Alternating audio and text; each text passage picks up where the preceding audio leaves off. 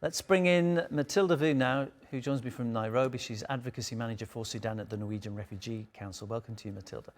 The situation regarding aid, I mean, it's a widespread problem across Sudan, I know, but in particular into this region, in North Darfur. Is the problem that there's just not enough aid, or is the problem that the warring factions are not allowing the aid to get to the civilians who need it? Specifically for El-Fasher, the city where we think that at least 250,000 civilians are still there, the issue is the fact that this city has been besieged now for a year, that no aid is going through, no traders are going through, and it is in constant fighting since the beginning of the war. Right now, as we speak, there's a major offensive happening right now in El-Fasher. The city is being attacked from all across. What that means is that civilians have literally nowhere to hide. They usually live in very, very precarious situation right now in IDP camps inside the city. They have no way to hide. The civilians' infrastructure are probably going to be hit again, and they have also no safe exit out of the country.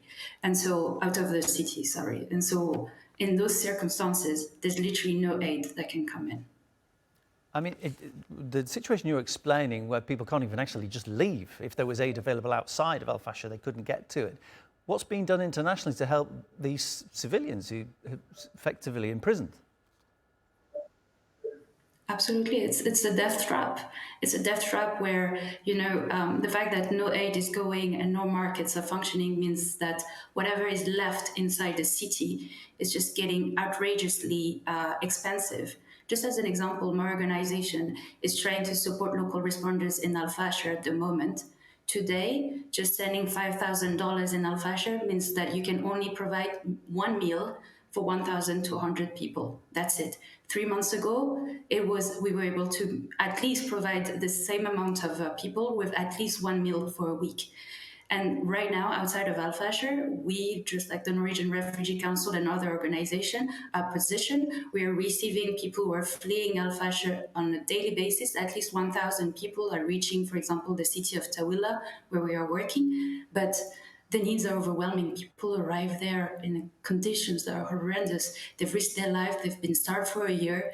While they were fleeing, they were attacked. Some of them have been raped on the way. They told us about just people being buried on the way in haste as they were fleeing, and they arrived with a terrible level of suffering, and there is simply not enough to support them.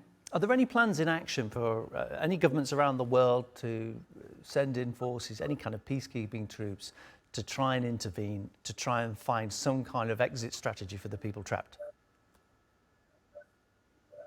I'm afraid that, no matter how big the crisis is in Sudan, it seems that the international community has only responded with neglect.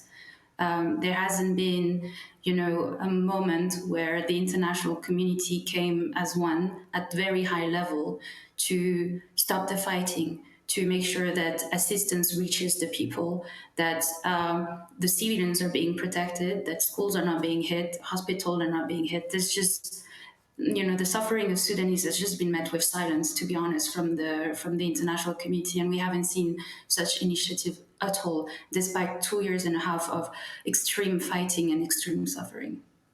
Mathilde, thank you so much for coming on TLT World, just telling us more about what is happening in Sudan.